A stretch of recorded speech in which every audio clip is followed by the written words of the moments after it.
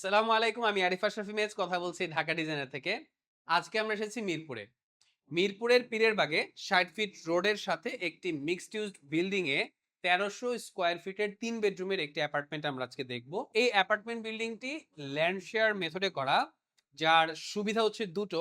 প্রথমত এই অ্যাপার্টমেন্টের প্রাইস অনেক কম ল্যান্ড শেয়ার হওয়ার কারণে। আর দ্বিতীয়ত বিল্ডিংটি যেহেতু মিক্সড ইউজ, তার মানে হচ্ছে এখানে কিছু কমার্শিয়াল ফ্লোর আছে এবং কিছু রেসিডেন্সিয়াল ফ্লোর আছে। আপনি এই অ্যাপার্টমেন্ট কেনার সাথে সাথে কমার্শিয়াল ফ্লোরেরও একটি অংশের মালিক হয়ে যাবেন, যার থেকে ফিউচারে লাইফ টাইম বেশ ভালো পরিমাণে রেভিনিউ এখান থেকে আপনি আর্ন করতে পারবেন। এই বাসাটি একটি ৩ বেডরুমের বাসা। ১৩০০ স্কয়ার ফিট আসলে খুব বেশি বড় স্পেস না। তারপরেও আমরা দেখব এখানে বেশ ভালো পরিমাণে আলো বাতাস আছে। এখানের কিচেন এবং অন্যান্য রুমগুলো কিন্তু বেশ বড়। আমরা এন্ট্রিতে চলে যাচ্ছি। আমি এখন বিল্ডিংটির কমন স্পেসে দাঁড়িয়ে আছি। এখানে প্রতিটি ফ্লোরে ৪টি করে ইউনিট এবং হাই রাইজ বিল্ডিং হওয়ার কারণে এখানে কিন্তু ২টি সিঁড়ি আছে। এছাড়াও ২টি এলিভেটর আছে, যার একটি অলরেডি রানিং। করিডোর বা লবি স্পেসে কিন্তু প্রচুর পরিমাণে আলো এবং বাতাস আছে। ২ পাশেই উইন্ডো থাকার কারণে কিন্তু প্রচুর পরিমাণে আলো আসছে এবং এখানে ন্যাচারাল লাইটের কারণে আলাদাভাবে কোনো লাইট জ্বালানোর প্রয়োজন হচ্ছে না, যদিও বা এখন শীতকাল। এটা হচ্ছে ড্রয়িং রুম।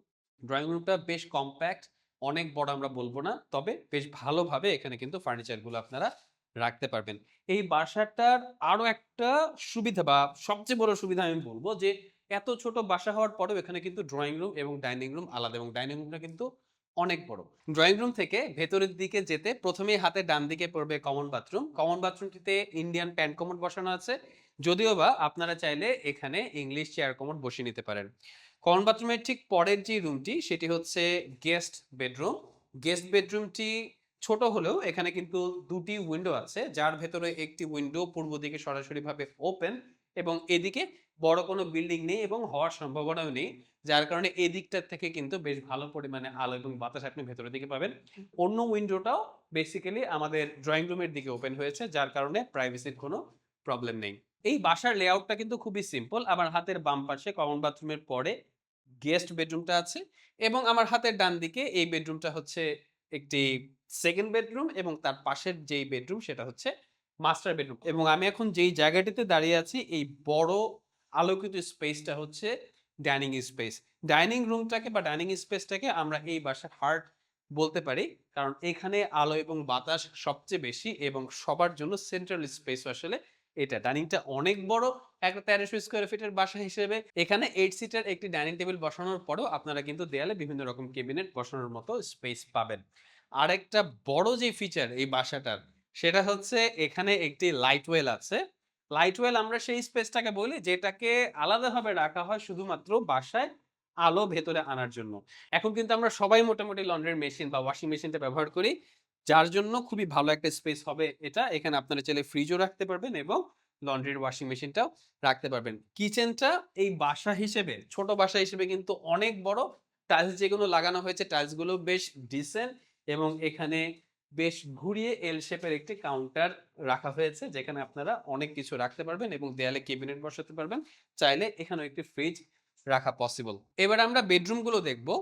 দুটো বেডরুমই আগেই বলেছি, দুটো বেডরুমই কিন্তু মাস্টার বেডরুম হিসেবে ব্যবহার করা পসিবল এবং বেডরুম গুলোতে প্রচুর পরিমাণে আলো। আমরা যদি এই দিকটা দেখি, পূর্ব দিকে যে বিল্ডিংটা আছে অনেক পুরাতন বিল্ডিং এবং উঁচু বিল্ডিং, যেটা ভেঙে নতুন করে করার কোনো সম্ভাবনা নেই। এই দিকটা সবসময় খালি থাকছে। দুটো বারান্দায়, বেডরুম যেই দুটোতে বারান্দা আছে, দুটো বারান্দায় কিন্তু অনেক বড়। আপনারা চাইলে এখানে ফার্নিচারও বসাতে পারবেন, চাইলে দোলনাও বসাতে পারবেন। এবং এটার সাথে যেই বাথরুমটা আছে, বাথরুমটাও কিন্তু অনেক বড় বলবো না, তবে এনাফ প্রত্যেকটা এলিমেন্ট এখানে রাখার জন্য। আর এটা হচ্ছে এই বাসার থার্ড বা লাস্ট যেই বেডরুম, এটাকেও মাস্টার বেডরুম হিসেবে চালানো সম্ভব, যদিও সাইজ অনুযায়ী আগের বেডরুমটা থেকে এই বেডরুমটা ছোট। এখানেও খাট বসানোর পরে যথেষ্ট পরিমাণে স্পেস থাকবে।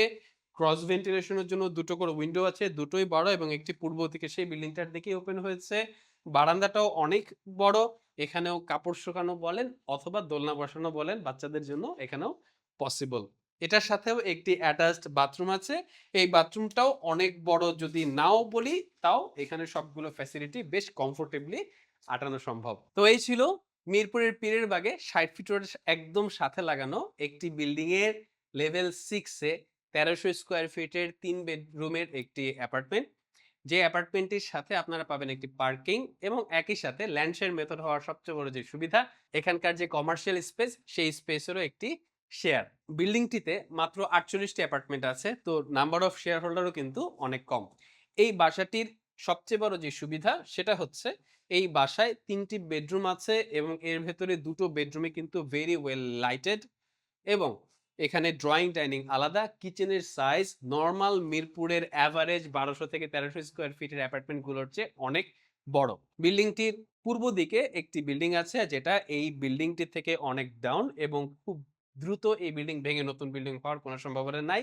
যার কারণে পূর্ব দিকটা আপনারা সবসময় এবং হোপফুলি সারা জীবনই খালি পাবেন। তো অ্যাপার্টমেন্টটি আপনাদের যদি পছন্দ হয়ে থাকে বা এটি ভিজিট করতে চান অথবা এটির প্রাইস নিয়ে বা অন্যান্য বিষয় নিয়ে আপনাদের যদি আরো কোনো প্রশ্ন থাকে, তাহলে ভিডিওর নিচে দেওয়া ফোন নাম্বারে আমাদের সাথে যোগাযোগ করতে পারেন। আপনারা যদি দেশের বাইরে থেকে থাকেন তাহলে নাম্বারটিতে হোয়াটসঅ্যাপ আছে, আপনারা হোয়াটসঅ্যাপেও যোগাযোগ করতে পারেন। অথবা আপনারা যদি Facebook বা YouTube যেখানে ভিডিওটা দেখে থাকেন না কেন, আপনার ফোন নাম্বার দিয়ে আমাদের সাথে যোগাযোগ করলে আমরাই আপনাদের সাথে যোগাযোগ করব। আর এই ধরনের ভিডিও আপনারা যদি আরো দেখতে চান তাহলে Facebook বা YouTube যেখানেই আপনারা ভিডিওটা দেখে থাকুন না কেন আমাদেরকে সাবস্ক্রাইব করবেন। Thank you.